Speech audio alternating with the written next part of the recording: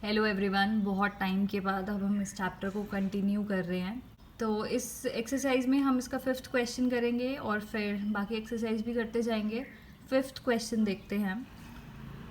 बाकी क्वेश्चंस की तरह करना इसमें भी वही है, नीचे जो डिनोमिनेटर है उसका स्क्वायर कंप्लीट करना है। लेकिन ऐसे क्वेश्चंस में ये ऊपर कुछ नहीं होना चाहिए, ऊपर खाली dx होना चाहिए। तो देखो इसमें क्या करेंगे, क्वाड्रेटिक तो ये वैसे भी x की पावर 4 है ना, तो हम क्या करते हैं एक्स स्क्वायर को ले लेते हैं t। ठीक है, मतलब यानी कि ये क्वेश्चन कॉम्बिनेशन हो गया सब्सटीट्यूशन का और वो completing the square of denominator, है ना। तो एक्स स्क्वायर को ले लिया, t इसको डिफ्रेंशिएट करेंगे तो ये क्या हो जाएगा 2x is equal to d t upon d x.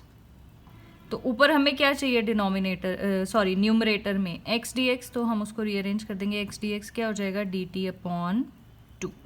Substitute करते हैं इधर, एक्स डी एक्स हो गया डी टी अपॉन 2। एक्स के स्क्वायर को टी माना था ना, तो ये क्या हो जाएगा टी का स्क्वायर प्लस 2t प्लस 3। अब ये मतलब इसको 1/2 मतलब 2 को तो बाहर ही ले सकते हैं ऐसे। तो अब करोगे इसका स्क्वायर कंप्लीट कैसे, मैंने बताया था t का मतलब यहाँ पे एक्स स्क्वायर हो या t हो जो भी है, उसका जो कोफिशिएंट है उसको हाफ करना है, यानी कि 1 आ गया। इसका स्क्वायर करना है और प्लस माइनस कर देना है। ठीक है, तो देखो इसके कोफिशिएंट को मैंने हाफ किया, 2 था इसका कोफिशिएंट, उसका हाफ किया 1, 1 का स्क्वायर 1 ही हो जाता है। तो हम वही करेंगे उसको कंप्लीट करने के लिए, T square plus 2t plus 1 minus 1 plus 3। ऐसा हमने क्यों किया, जिससे ये जो है वो कंप्लीट स्क्वायर बन सके। अब ये किसका स्क्वायर बन गया, a का स्क्वायर प्लस b का स्क्वायर प्लस 2ab, यानी कि t प्लस 1 का होल स्क्वायर बन गया। बस हो गया आपका क्वेश्चन। अब अपने फॉर्मूला लगाना है, मतलब वो इंटीग्रेशन वाला, और बस ख़त्म। ये बन गया t प्लस 1 का होल स्क्वायर, 3 माइनस 1 2, 2 को मैं √2 का स्क्वायर लिख सकती हूँ। ठीक है, इसमें फॉर्मूला लगाएंगे, integration of D x integration of 1 upon x square plus A square का, जो कि होता है 1 अपॉन ए यहाँ पे क्या है √2 tan इनवर्स एक्स यहाँ पे है t प्लस 1 अपॉन ए। अगर t का कोई कोफिशिएंट होता तो उससे भी डिवाइड करते प्लस c, और लास्ट स्टेप नहीं भूल जाना है, t की वैल्यू जो t जिसको माना था वो भी रखना है। ठीक है, तो ये मैंने किसका फॉर्मूला लगाया, मैं फॉर्मूला यहाँ लिख दूंगी, आपको याद आ जाएगा। इसको पहले सिंप्लीफाई कर देती हूँ। ये tan इनवर्स t क्या हो गया x square plus 1 upon √2 plus c, ये आ गया आपका आंसर। और फॉर्मूला हमने कौन सा यूज़ किया है, ये। ठीक है, देखो एक्स स्क्वायर यहाँ पे ये वेरिएबल का स्क्वायर बन गया, ए का स्क्वायर ये, और हमने ये फॉर्मूला लगा दिया है। इसका फर्स्ट पार्ट करके समझ में तो आ ही गया होगा क्या करना है। अगर नहीं आया है तो अब आ जाएगा। देखो इसका स्क्वायर बनाने से पहले, इस पे काम करने से पहले न्यूमरेटर को हटाना होता है, न्यूमरेटर नहीं आना चाहिए। तो इसमें तो देख के ही पता चल रहा है, अगर आपने अच्छे से बिल्कुल श्रद्धा के साथ आपने ये सब्सटीट्यूशन वाले क्वेश्चंस किए हैं तो इसमें कोई प्रॉब्लम नहीं आनी चाहिए, है ना। तो e की पावर x को आप मान लोगे t, डिफ्रेंशिएट करेंगे e की पावर x का, e की पावर x ही होता है dt अपॉन dx। न्यूमरेटर में क्या चाहिए, e की पावर x dx, तो वो क्या हो जाएगा dt। तो सब्सटीट्यूट करते हैं, न्यूमरेटर तो बन गया dt, ये क्या हो जाएगा e की पावर x को माना है ना t, तो ये क्या हो जाएगा t की पावर 2 प्लस 60 प्लस 5। अब वही क्वेश्चन बन गया। क्या करेंगे इसको स्क्वायर बनाने के लिए, मतलब उस फॉर्म में बनाने के लिए जिसका फॉर्मूला हम अप्लाई कर सकें, इसके कोफिशिएंट को करेंगे हाफ, t के कोफिशिएंट को करेंगे हाफ, और फिर उसको हाफ के बाद उसका करेंगे स्क्वायर और उसको प्लस और माइनस करेंगे। तो देखो उसको लिखते भी कैसे है ना, t का स्क्वायर प्लस 60 प्लस 9 इधर एडजस्ट कर दो, ये तो ये बन गया, और माइनस 9 इस नंबर के साथ। ठीक है, तो अब ये किसका बन गया, सीधे सीधे आपने देखना t का स्क्वायर है, ये किसका स्क्वायर है 3 का ना, तो ये बन गया है t प्लस 3 का होल स्क्वायर। -9 + 5 -4, -4 को मैं -2 का स्क्वायर भी लिख सकती हूँ, लिख देती हूँ। इसको खोल के देख लेना, यही बनेगा। अब हम इसमें फॉर्मूला लगाएंगे, ये वाला, ठीक है। ये बन गया है, ये क्या बना है, x² - a²। तो ये देखो फॉर्मूला, हाँ याद करने में थोड़ी दिक्कत होगी शुरू में फॉर्मूले, लेकिन ये भी देखो कि एक ही जैसे क्वेश्चन तो हैं सारे, 2-4 फॉर्मूले हैं और एक ही जैसे क्वेश्चन तो हैं। तो जब आप प्रैक्टिस करते जाओगे ना तो अपने आप याद हो जाएंगे, ठीक है। लगेगा शुरू में गलतियां भी करोगे, लेकिन जब प्रैक्टिस करते जाओगे तो अपने आप याद हो जाएंगे। तो चलो खैर हम वो करते हैं, 1/2a, a क्या है यहाँ पे 4, तो 1/2a log x - a, x यहाँ पे हमारा t+3 है, -a यानी कि 2, x + a यानी कि t+3 + 2 + c, 1/4 log t की वैल्यू डाल देते हैं, e⁻x 3 - 2 + 1 e⁻x + 5 + c। ये आपका आ गया आंसर, ठीक है। मैथ्स का एक सिंपल सा रूल है, प्रैक्टिस करते जाओ।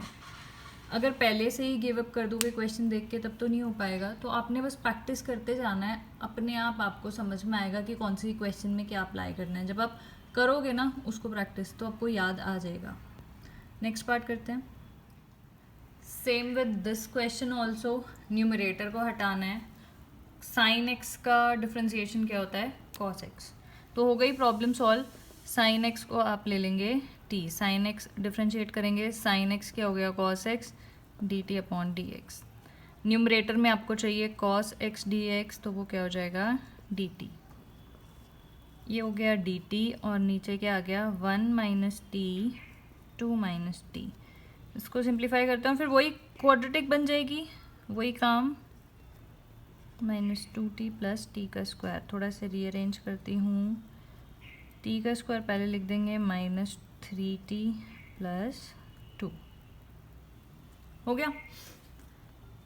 अब मैंने आपको क्या बताया है, क्या प्लस माइनस करना है। t का कोफिशिएंट देखो 3 को कर दो हाफ, 3/2, उसका स्क्वायर कितना हो गया 9/4।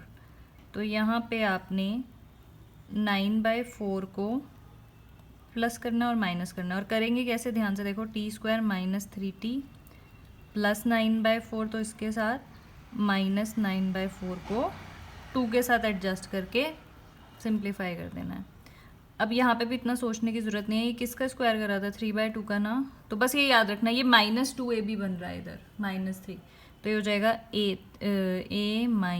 - b का होल स्क्वायर। अगर कन्फ्यूजन लग रहा है कि ये कैसा है तो इसको खोल के फिर से चेक कर लो ये आ रहा है कि नहीं, ठीक है। सिंप्लीफाई करते हैं, मतलब ये कितना आ जाएगा -1/4, जिसको मैं यहीं पे -1/4 ना, इसको मैं -1/2 का होल स्क्वायर लिख देती हूँ, ठीक है। अब फॉर्मूला किसका लगा देंगे, x² - a² का लगा देते हैं। तो होता क्या है 1/2a, 1/2a क्या है इधर हाफ, log x - a यानी कि this minus this, x - a/x, x ये पूरा ही है ना, प्लस a, ठीक है। सिंप्लीफाई करते हैं और आंसर निकालते हैं, तो हो गया log -3 - 1 -4/2 -2, और यहाँ पे -3 + 1 -2/2 -1, ये सिंप्लीफाई करके आ जाएगा, इसको सॉल्व करके ये आ जाएगा। t की वैल्यू डालना बिल्कुल नहीं छोड़ना है, भूल नहीं जाना है। t हमने sin x को लिया था, तो sin x - 2/sin x - 1, ये आ गया आपका आंसर। देखने में क्वेश्चन टफ सा लग रहा है, लेकिन अगर याद आ जाए कि log x का डिफ्रेंसिएशन 1/x होता है तो एकदम ही इजी हो जाएगा, है ना। तो इंटीग्रेशन करते करते ना आपने डिफ्रेंसिएशन को भूलना नहीं है। मतलब एक्चुअली इंटीग्रेशन के क्वेश्चन में अब तो आपको समझ में आ ही गया ना डिफ्रेंसिएशन का कितना ज़्यादा यूज़ है। log x को t लोगे तो क्या आ जाएगा 1/x, सीधे सीधे दिख रहा है, बस यही करना है। log x = t, डिफ्रेंशिएट करेंगे 1/x is equal to dt upon dx। चाहिए क्या है यहाँ पे हमको dx अपॉन dt, तो रीअरेंज कर देते हैं अकॉर्डिंगली। ठीक है, तो ये आपका बन गया dt, ये पूरा dt हो गया। नीचे क्या आ गया 10 + 7t + t का स्क्वायर, वही वाली बात बन गई, बताया वैसे ही करना है। इसके कोफिशिएंट को कर देना है हाफ, फिर उसके स्क्वायर को प्लस और माइनस, तो कर देते हैं प्लस वाला तो इसके साथ रख लेना है 49 + 4, और माइनस वाला इसके साथ एडजस्ट करेंगे 10 के साथ। ये पूरा तो आपका क्या बन जाएगा, ये किसका स्क्वायर किया है 7/2 का ना, तो ये t + 7/2 का होल स्क्वायर। इसको सॉल्व करते हैं 4 - 49 + 40, तो ये कितना आ जाएगा -9/4, यानी कि यहाँ पे मैं लिख सकती हूँ -3/2 का होल स्क्वायर। ठीक है, इस पूरे को सॉल्व करके आपके पास आया है ये। बस अब फॉर्मूला लगा देंगे x² - a² का, बात खत्म, t की वैल्यू डाल देंगे 1/2a। फॉर्मूला क्या होता है 1/2a, a क्या है ये log x - a, ये पूरा x है आपका -a upon x + a, plus constant लगाना नहीं भूलना है इंटीग्रेशन में 1/3 log t की वैल्यू डालते हैं, log x ली थी, 7 में से 3 किया 4/2 2 अपॉन ये क्या हो गया log x, और 7 + 3 10/2 5। ठीक है, तो सीधा सा ये आपका आ गया आंसर। लास्ट पार्ट देखते हैं, फिर उसके बाद ये एक्सरसाइज ख़त्म। ठीक है, अच्छा क्वेश्चन है, मार्क कर लेना, इम्पॉर्टेंट भी है। ठीक है, तो साइन थीटा, ये इतना समझ में आ गया होगा, साइन थीटा को अगर टी ले लें तो ये क्या बन जाएगा कॉस थीटा, लेकिन साथ में ये भी है, तो लेकिन इसकी टेंशन क्यों ले रहे हो, इसको तो हम साइन स्क्वायर में कन्वर्ट कर सकते हैं ना। अभी देखो क्वेश्चन आएगा समझ में, इसको तो हम कन्वर्ट कर सकते हैं कॉस स्क्वायर, ट्रिग्नोमेट्री यूज़ करके कॉस स्क्वायर + साइन स्क्वायर 1 हो जाता है, तो कॉस स्क्वायर को क्या लिख देंगे 1 - साइन स्क्वायर थीटा। ठीक है, तो ये आपके पास आ गया, इसको सिंप्लीफाई करके आएगा समझ में 5 - 1 4, ये माइनस माइनस प्लस हो जाएगा। ठीक है, अब हम सुकून से साइन थीटा को ले लेते हैं टी, तो क्या हो जाएगा कॉस थीटा डी, वो यही चीज़ मैं बोल रही थी कि कॉस थीटा ये तो डी टी के लिए ही चाहिए ना, उसके अलावा तो यहाँ पे सब टी लिखने वाला होना चाहिए, इसलिए हमने कॉस स्क्वायर को साइन में कन्वर्ट कर दिया। ये मैंने डायरेक्ट ही लिख दिया, D t upon D theta होता ना, फिर वो इधर चला जाता तो कॉस थीटा डी थीटा हो जाता। तो अब हम लिखते हैं, इसको मान लिया हमने टी, ये पूरा हो गया आपका डी टी 4 + ये टी स्क्वायर -4। डिनोमिनेटर को ध्यान से देखोगे तो ये, सॉरी यहाँ पे 4t भी था, a² + b² - 2ab, मतलब ये डायरेक्ट ना यही बन रहा है, ऐसे नहीं समझ में आएगा तो यहाँ पे वही करके देखना है, इसका हाफ और प्लस माइनस करके, तो भी यही बनेगा। खैर, तो ये आपका कंप्लीट स्क्वायर पहले ही दे रखा है, t - 2 का होल स्क्वायर है ये, t का स्क्वायर +4 - 2ab मतलब -4t हो जाएगा।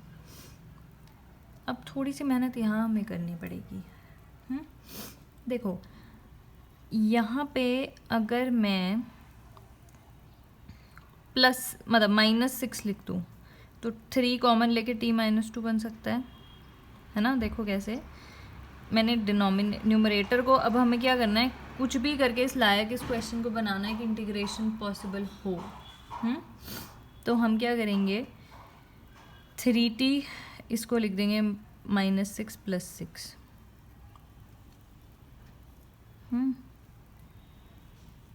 इसके बाद इसको क्या करेंगे, तोड़ देंगे। हालांकि ये पहले बाद में भी कर सकते थे, एक ये भी कर सकते हो आप, this upon this minus this upon this ऐसे करके फिर यहाँ पे करते प्लस माइनस, तो वो भी कर सकते थे, वो कोई बात नहीं थी।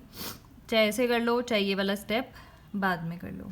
ठीक है, तो खैर अब हम आपको पता है कि और पहले की एक्सरसाइज के क्वेश्चंस में भी हमने ऐसा किया है, डिनोमिनेटर को स्प्लिट करके अलग अलग इंटीग्रल बना दिया, यानी कि कुछ ऐसा 3t minus 6 upon t minus 2 का होल स्क्वायर। एक तो ये बात हो गई, और दूसरा क्या हो गया, 6 माइनस 2 को मैं यहाँ 4 लिख देती हूँ, 2 वो बन गए, ठीक है। 3 कॉमन ले लेंगे तो ये बन जाएगा t माइनस 2। बस इसी बात के लिए तो हमने ऐसा किया था, ठीक है। ये मैंने आपको फिर से बोला, अगर ये स्टेप नहीं समझ में आएगा तो पहले स्प्लिट कर देना, डिनोमिनेटर पहले अलग अलग कर देना, फिर समझ में आएगा कि 3t मतलब 3 कॉमन लेके t माइनस 2 प्लस 2। पहले क्वेश्चंस में भी ऐसे हम करते आ रहे हैं, तो ये चीज़ नई तो नहीं है, ठीक है। प्लस 4 अगर मैं ये ले लूँ तो ये क्या बन जाएगा, dt अपॉन t माइनस 2 का होल स्क्वायर। तो चलो अब दोनों इंटीग्रेशन लायक हो गए हैं। ये क्या बन गया, 1 अपॉन टी, 1 अपॉन एक्स वाला, तो वो क्या हो जाता है log x, प्लस 4 ये क्या है, x की पावर मतलब माइनस 2 है ना, ये 1 अपॉन एक्स की पावर 2 ही तो है, तो x की पावर माइनस 2 का इंटीग्रेशन क्या हो जाता है, minus 2 plus 1 upon minus 2 plus 1, यानी कि t माइनस 2 की power minus 1 upon minus 1, plus constant को तो कभी लगाना नहीं भूलना है। थोड़ा सिंप्लीफाई करते हैं, t हमने किसको लिया था, साइन थीटा को, log साइन थीटा माइनस 2, ये माइनस 1 इधर एडजस्ट हो जाएगा, माइनस 4, माइनस 1 है पावर तो अपॉन में आ जाएगा, t माइनस 2, t क्या है, sine theta minus 2 plus c, ठीक है। ये इतनी मेहनत करने के बाद हमारा फाइनली आ गया है ये आंसर। ये बेशक आपको लगता है ना बड़ी सारी चीज़ें, लेकिन ना हमेशा हमेशा सीक्वेंस में ही करना है। अगर आप डिफरेंशिएशन पढ़ रहे हो तो बीच से रिवाइज मत करो, बिल्कुल स्टार्टिंग से ही 8 चैप्टर जैसे है तो फर्स्ट एक्सरसाइज से ही रिवाइज करो, या क्वेश्चंस भी कर रहे हो तो बिल्कुल फर्स्ट से। ऐसी इंटीग्रेशन भी कर रहे हो तो पहले 13 चैप्टर करना है अच्छे से, फिर 14 करना है, क्योंकि पुरानी वाली चीज़ें ही आगे के क्वेश्चंस में रिपीट हो के वही कॉन्सेप्ट लगेंगे, वही चीज़ें लगेंगी, तो इसलिए आपने रिवीजन भी ना सीक्वेंस में ही करना है, ठीक है। तो ये वाली एक्सरसाइज कंप्लीट हो जाती है। नेक्स्ट एक्सरसाइज नेक्स्ट वीडियो में करेंगे। Thank you so much for watching.